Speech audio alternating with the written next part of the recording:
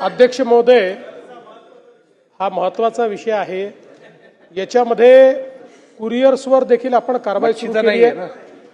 सगळ्या कुरिअरमध्ये आपण त्या ठिकाणी आपली पथकं देखील पाठवलेली आहेत, त्यांना सेन्सिटाइजही केलं आहे आणि त्यांच्यावरही जबाबदारी टाकली आहे की त्यांनी जर तपासणी न करता अशा प्रकारचे कुरिअर त्या ठिकाणी डिलिव्हर केले, पाठवणारा तर दोषी असेल पण कुरिअरवाल्यांनाही त्याच्यात दोषी पकडलं जाईल।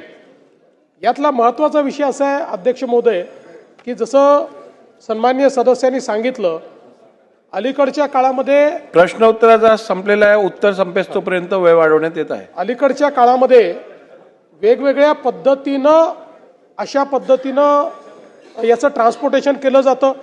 आता इंस्टाग्राम सारख्या सोशल मीडियाच्या ज्या काही त्या ठिकाणी स्थळं आहेत ती देखील मार्केट प्लेस म्हणून त्या ठिकाणी यूज होतात आणि त्यातनं ही डिलिव्हरी केली जाते।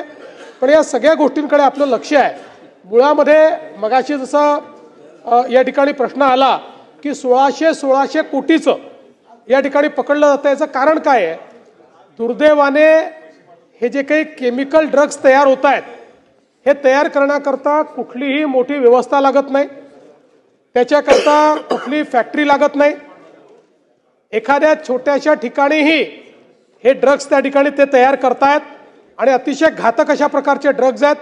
त्यामुळे त्याच्यावरही आपली कारवाई चालली आणि विशेषतः त्याच्याकरता जे इन्ग्रेडियंट लागतात त्याचे लायसन्सेस कोण कोण आहेत, ते जो माल घेतात तो बरोबर वापरतात की नाही, या सगळ्या गोष्टीकडे आपण लक्ष देऊन आहोत।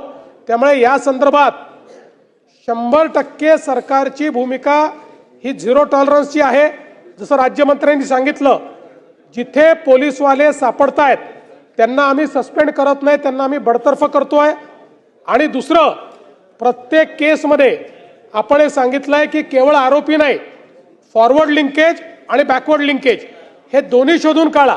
आणि म्हणून आपल्याला जर मध्यंतरी पेपरलाही वाचलं असेल की आपण उत्तर प्रदेशपर्यंत जाऊन आणि एवढंच नाही तर एका केसमध्ये विदेशात जाऊन देखील आपण आरोपी परत आणलेला आहे। जो सगळ्यात मोठा या ड्रग रॅकेटचा किंगपिन आहे तो देखील मुंबई पोलिसांनी परदेशातनं पकडून आणलेला आहे।